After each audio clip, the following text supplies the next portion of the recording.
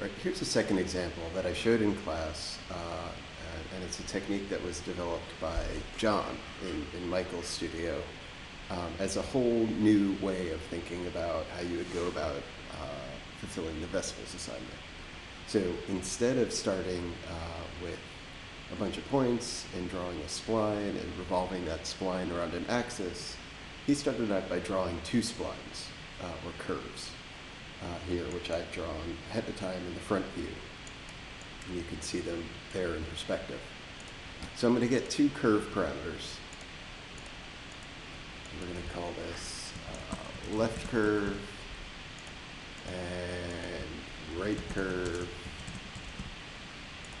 and right click and say set one curve.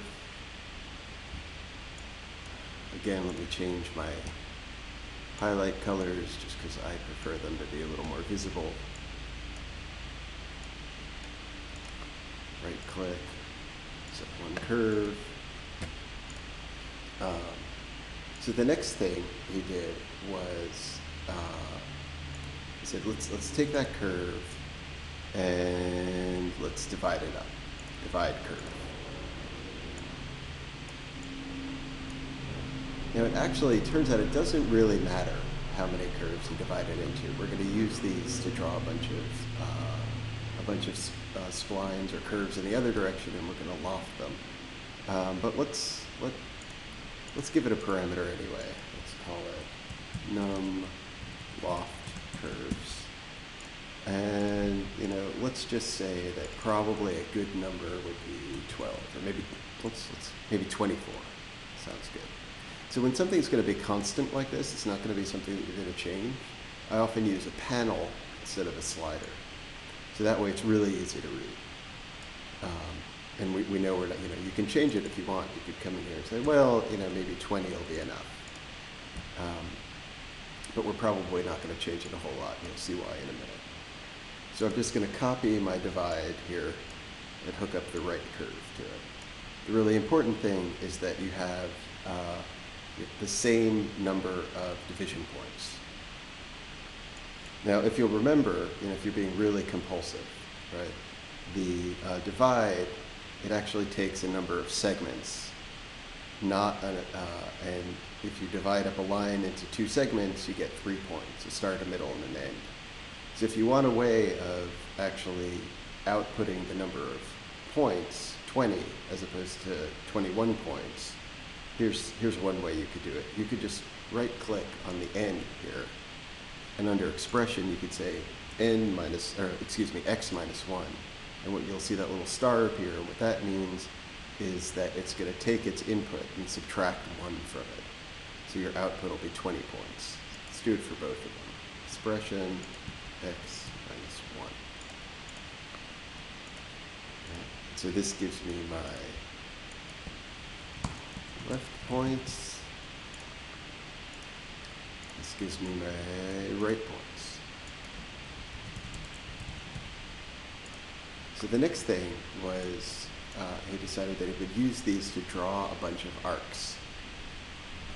And if you go under curve, under primitive, here's a component that says if you give me a start point and an end point and a tangent vector that tells me what the tangent to the arc is at its start, I'll draw you an arc.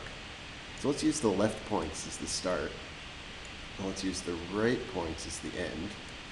Right, so that means it's going to try to draw an arc, and they're both lists, right? So that's point 1 from point 1 around to point 2, and what it wants to know is what's the tangent to the arc right here. It's probably, maybe it's like that point. And you can see that the tangent is going to be like this. So it's basically in the y direction, or the negative y direction.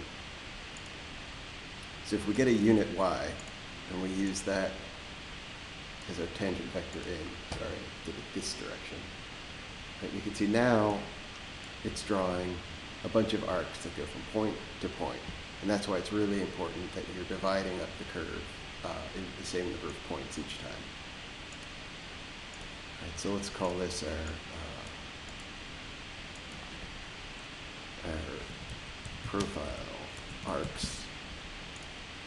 And so now, instead of revolving, what we're doing is we are going to loft. And so it's a good rule of thumb that anything you know how to do in Rhino, there's probably a Grasshopper component that does the same thing. So loft, just you can get away just putting in a bunch of section curves, and there you have it. Now the problem is that you only have essentially half a vessel. So the way that we solve that is we're just going to mirror the surface. So here you can see that's X, it's the XZ plane that we're mirroring across. And that's important because when you go to transform, mirror takes any base geometry and then it takes a plane. So we need in vector plane, it's the XZ plane. Now because of the way I drew my splines, I drew them in such a way that they fall right along the x-axis here. So when it created this plane, you can see when I highlight it, right, if we look in the right view, my mirror meets perfectly. If I had drawn my splines a little bit off, you'd see I'd get a gap. That's why I drew them right on the x-axis. So now the output of this mirror, right, we have a surface, so we can get a surface parameter, and we can hook up both our original loft and the mirrored version to that surface. And if we go and we turn off, we highlight that and turn off its preview, and you can see now we can just go and we can bake our surface.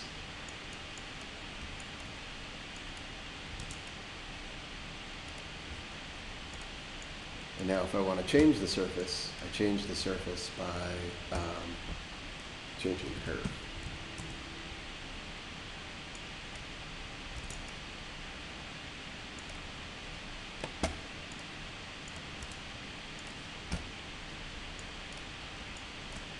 So the thing to understand that's very different with this method is because you're not revolving around an axis, you can produce vessels that are not radially symmetrical.